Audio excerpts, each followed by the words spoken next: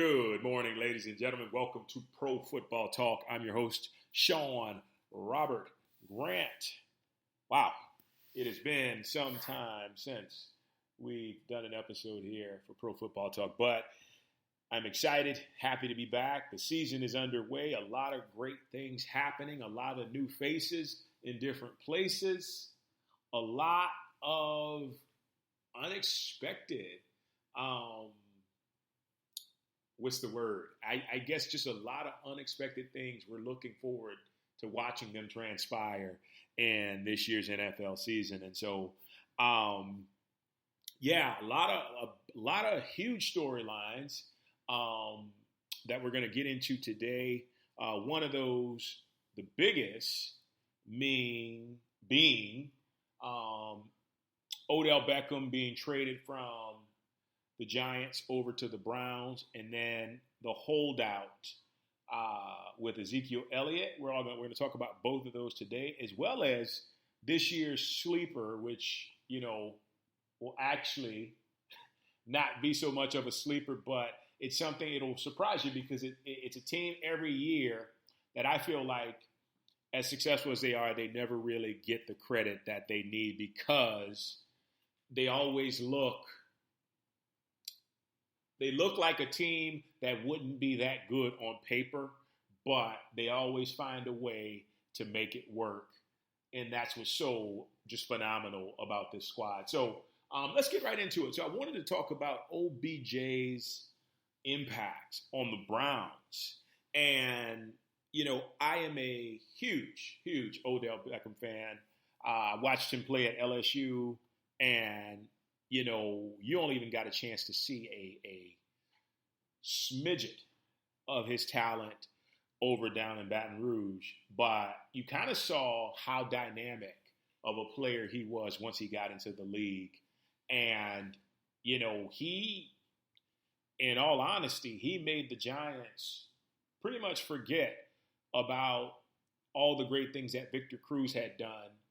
After Victor Cruz had that injury, Beckham pretty much showed the Giants that he was the main guy on the team and he was there to stay. And so you can imagine how surprising it is when you see a guy who puts up those kind of numbers, doesn't even play all season last year. I think he missed about 6 games, but still returned back from an injury and put up some monstrous type numbers. I don't have the stats on me now, but what he did in 10 games was just phenomenal, and you see this guy's presence on the field, and to think he's still only 25, 26 years old, it's scary. It's scary. And so I think what he brings to the Browns. So, watching the game the other night, the Browns and the Redskins, Odell finally has a gunslinging quarterback in Baker Mayfield that's not afraid to let it rip. I think he lacked that in college. After maybe his first or second year with Eli Manning, you saw Eli play more conservative and wasn't really giving him a shot. When you got a guy that dynamic, you've got to give him a shot more oftentimes than not. So, to be able to see him with somebody like a Baker Mayfield, who just reminds me so much of a Brett Favre, Steve Young type quarterback, with his moxie and his talent included, it's going to be fun and really exciting to watch these two work. And not only that, the Browns didn't have slouches at wide receiver last year. And a lot of those guys are back. Actually, I think all of those guys are back. They didn't have any slouches at wide receiver. So to think you throw Odell in the mix with those guys, I mean, you can just watch the game, a couple of the drives they had on Thursday night to see what Baker Mayfield was able to do with Higgins and Callaway and a couple of the other guys. It's just the Browns could potentially put up 500 points this year. And I know it's like putting a lot even before the season begins, and we don't know how they're going to gel or anything like that. To be honest with you, I believe it wholeheartedly. I believe it because what they've done the one person that could have been a cancer to the dynamic of the team, they traded him away, which is the smartest thing you can do as a front office, because especially, and I'm speaking about Duke Johnson. Duke Johnson is a really great player, but if you're going to get into a spat with the franchise star quarterback, I mean, honestly, general manager, owner would be a fool not to trade this guy away. And what that shows me is that it's not only from the field standpoint that the Browns mean business, but it's from the front office that they're really putting in a culture that will help them to win games, And so I think what Beckham brings to the table is a weapon that, honestly, I just don't feel there is somebody that's going to guard him one-on-one and win a lot of times. Beckham's going to win those matches. I mean, unless he's lost a step, which from what I've seen in practice, I don't believe he has. He's going to win those one-on-one matches. And then his college teammate, who, let's keep in mind, once again, no slouch here, man. Jarvis Landry has been a Pro Bowl All-Pro receiver for, since the time he got into the league at the same time as Odell Beckham. And, he's shown that he can make plays. All last year, he made plays for the Browns. Like, he put himself in position to be really dynamic for this team. The thing that I feel like excites me the most is the idea of all these other guys being better just because of Odell's presence alone. Okay, so I used to think about, how Jerry Rice always made John Taylor a better receiver, because oftentimes in Rice's prime, and even then some later, they would double cover him or swing coverage over his way, which gave John Taylor an opportunity every time he was able to beat one-on-one coverage, and he capitalized on it. So now you're looking at 3 or 4 guys who could be number 2 receivers on anybody's NFL squad.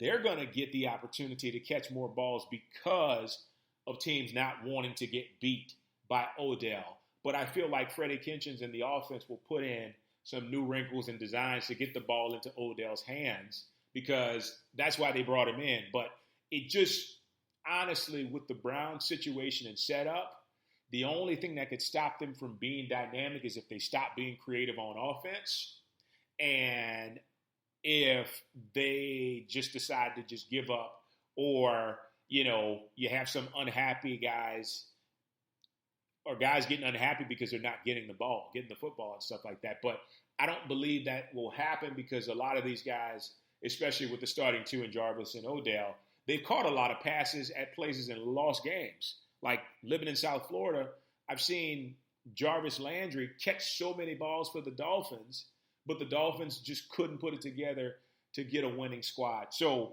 I think this is going to be a really, really great fit for both sides in OBJ and the Browns, and I just think it's only uphill for the Browns from here. So with that being said, getting right into the Ezekiel Elliott holdout. All right, so, holdouts are always interesting. We talked a little bit about Le'Veon Bell and what happened last year, and how the Steelers actually put together a really fantastic season without Le'Veon Bell, which he won't tell you, but I think it has to be heartbreaking for him, and for me, studying psychologists and being a big fan of team ball accentuating the talents of the guys you have, I feel like, when it comes to running backs in the NFL, there are a few guys that are really worth the money that they're asking for. And for me, Zeke is definitely one of those guys. Kamara is one of those guys. Gurley, up until the point where, he kind of wore out towards the end of the year, if they can keep him fresh, I think he's going to be one of those guys. But you also have to think about your quarterback, because, look, if Dallas gives Zeke a ton of money and they don't pay Dak the same, that's gonna mess with your dynamic, because then you're saying that we won all these games because of Zeke and not because of Dak. But you got to keep in mind, Dak did not make the NFL 100 or in some of the other things, but he's really done well in leading this team to victory. And a lot of the Cowboys' losses, especially in the postseason, the times that they've lost have not been on him. He's played extremely well. He's showed up to bat and led the team and ran the ball and thrown the ball effectively, and he's done a really, really great job. So my thing is, Jerry Jones, Stephen Jones, the Cowboys brass, you guys need to take a seat back and see, okay, like, yes, Zeke is an important part of this offense. But at the same time, let's keep in mind, Dak leading the way, Amari Cooper, another guy that's looking for an extension, coming in and just, doing such a dynamic job at wide receiver. You saw a guy with new life. We thought he was a broken down Pinto in Oakland, but the truth of the matter is, it just shows you what happens when a guy rediscovers his passion and he's no longer disgruntled, what he can actually do on the football field. And I just find that to be absolutely so phenomenal that they're in this position. But what I think the Cowboys need to take care of Dak. They need to take care of Amari. Zeke, he can do a lot of things. But if you can find a back that has the ability, that can run through the tackles and catch the ball. See, James Conner did a lot of the same things that Le'Veon Bell was able to do, and he just fit right in. What a lot of the running backs don't realize is that you just have to find a guy with the same skill set. And so if the Cowboys, if they drafted, which in their case, if they saw this coming, I hope they did, I'm not sure, but if they drafted a guy or found a guy in free agency that has that same skill set that Zeke has, now he won't have the intangibles, but if he can even do, 70% of what Ezekiel Elliott has done, the Cowboys can still be successful, because now you've got Gallup coming in the second year. You've got Amari Cooper leading the way on the outside. You've got this massive, amazing, phenomenal offensive line that, hell, I could get in at 38 and run behind them and run through those holes. So you just kind of need a guy who can step in. He doesn't have to be Zeke, but if he could be 70% of what Zeke is, he could be successful in this offense.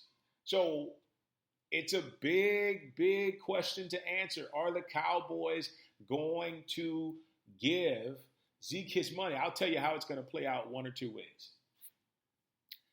They get into the season, Zeke's still not signed.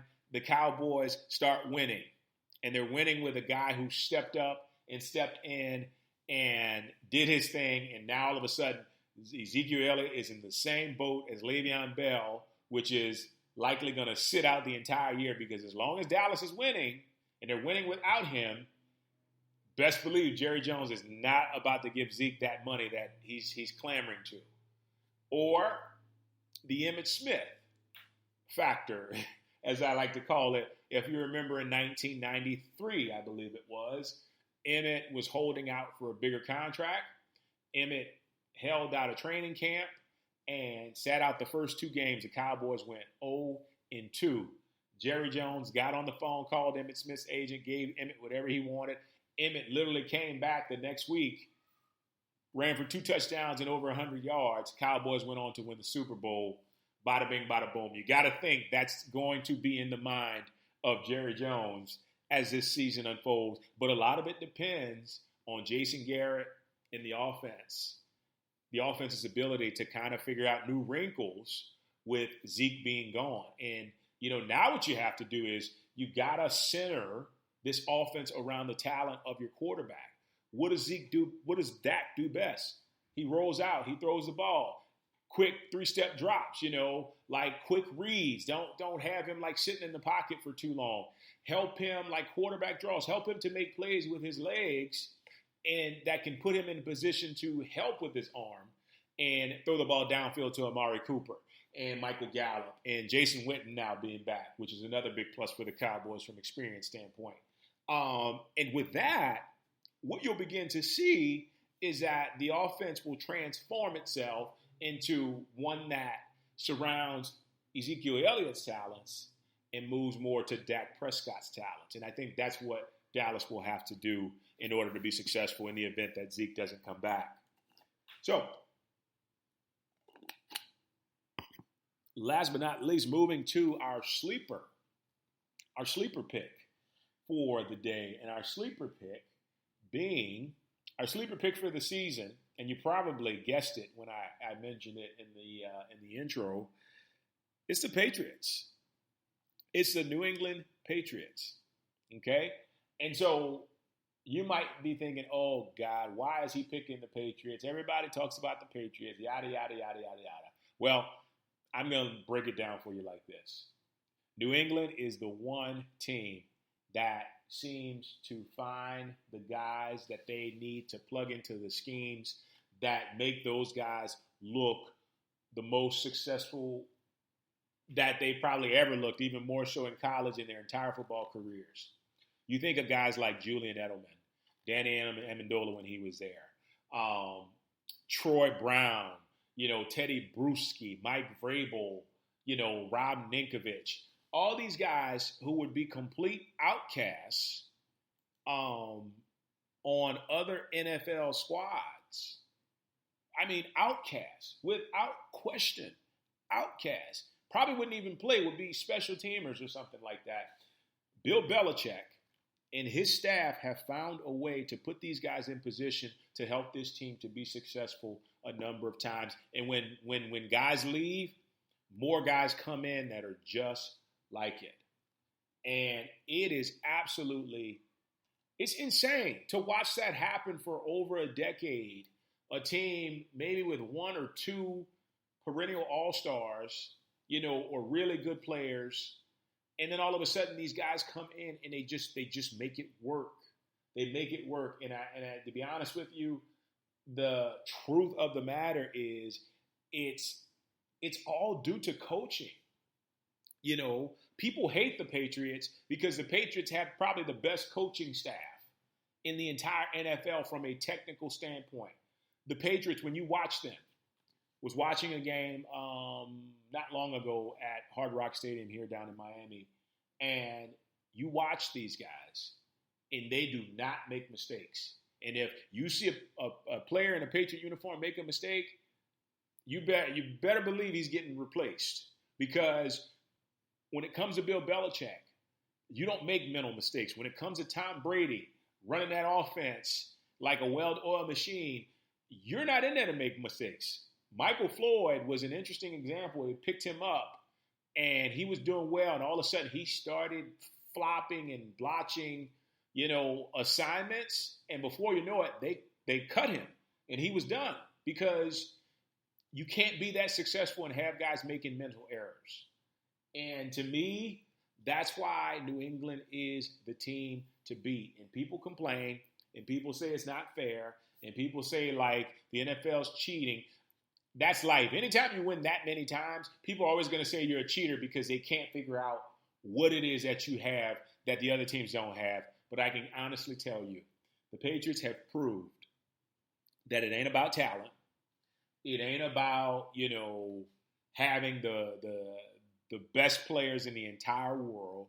It is about mental focus, emotional poise, execution, and not being affected when everybody around you is starting to say, oh, you're this, oh, you're that, you're not doing this, you're not doing that. Every single year I watch this team. They come out. They do well. Sometimes they start out slow. And you hear all these commentators saying, like, well, have the Patriots lost a step? It happens. It's like deja vu. Every single year it happens. The Patriots lost a step. Are we seeing the end of a dynasty? They go back, have a bye week, not even a bye week sometimes, make the adjustments. They go on a run, and all of a sudden, next thing you know, they're in the Super Bowl. and everybody's hating them because the Patriots are cheating. The Patriots are this and that. No. If you're a football fan, you're a genuine football fan, and you love the game, what I just explained is the reason why the Patriots are successful every single year. I'll go through it again. Emotional poise, mental toughness. I think I even left that out, but mental toughness and the ability to be strong, and have a really strong resolve when people are counting you out, and I think that as long as that is the case, this team is going to forever be successful.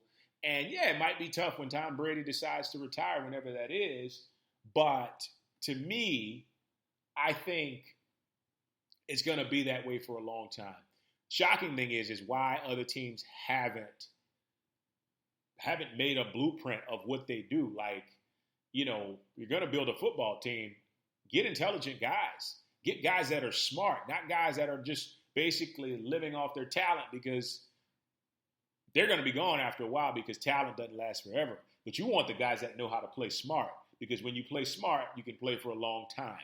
So, with that being said, guys, thank you so much for joining me on Pro Football Talk. It has been a pleasure. Super excited, happy to see this season and watch some more preseason football again today. So enjoy the rest of your Saturday, and we will talk soon. Take care. Bye-bye.